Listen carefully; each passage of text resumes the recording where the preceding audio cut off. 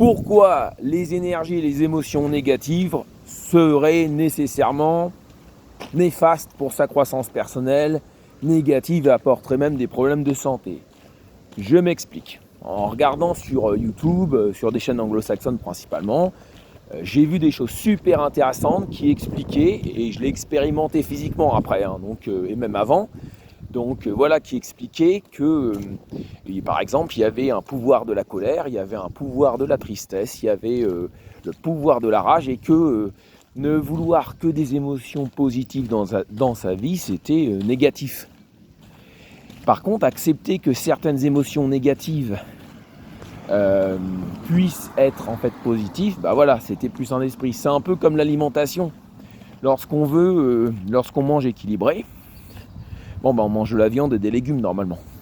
Voilà, on mange un peu de tout. On mange du poisson, on mange différents types d'aliments. Et malheureusement dans notre société, on veut que de la positivité. C'est comme si on nous disait de manger uniquement des légumes ou uniquement de la viande. D'ailleurs, n'oublions pas qu'il y a certaines personnes qui sont peut-être faites pour manger uniquement des légumes ou quasiment que des légumes. D'autres sont peut-être faites pour manger beaucoup de viande. On est tous différents à ce niveau-là. Il doit y avoir un truc comme ça avec les phénotypes, les groupes sanguins. Donc voilà, c'est une analogie pour parler du fait que ce n'est pas parce que certaines personnes ont uniquement besoin de positivité que ça marche pour elles, que ça va marcher pour tout le monde. Il y a des gens qui prospèrent dans les énergies négatives, et c'est pas pour autant qu'elles font du mal à autrui d'ailleurs.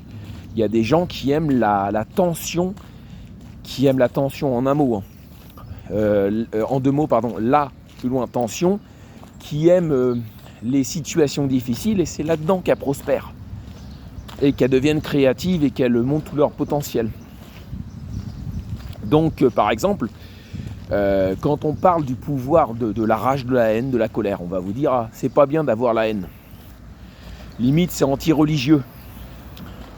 C'est pas bien d'avoir de la colère, c'est anti-religieux. Mais quand vous avez par exemple des systèmes sur cette terre qui sont très néfastes, ou ça peut être des individus aussi qui sont très néfastes, et que par exemple c'est comme dans un organisme, il y a différents organes. Il peut y avoir des cancers, il peut y avoir des virus, il peut y avoir des globules blancs. Donc quand vous sentez par exemple intérieurement que vous avez de la haine pour certaines choses, de la colère, de la rage pour certaines choses, et que ces choses ne sont pas basées sur est-ce que vous avez été vexé ou pas, est-ce que votre petit ego a été vexé ou pas, mais plutôt sur que viscéralement vous ne le supportez pas.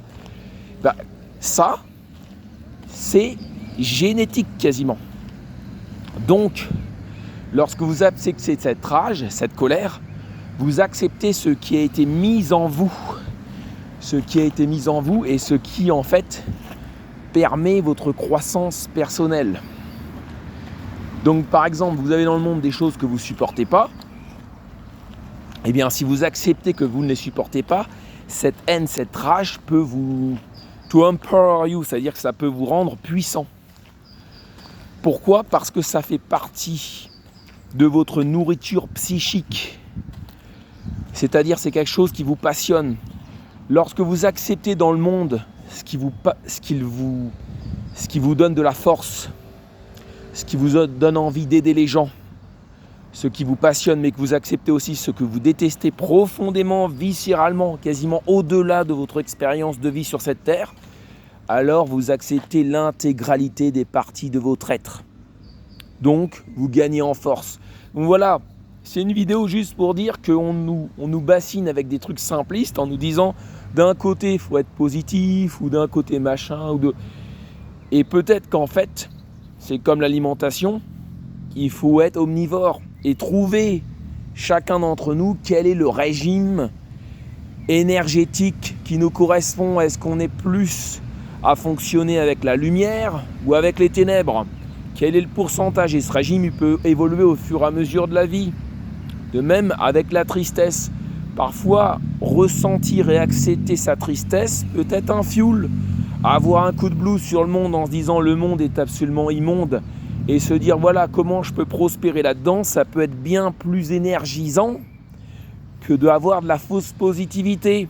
Voilà, une petite vidéo un peu qui part dans tous les sens pour juste dire voilà ce que je viens de dire dans la vidéo.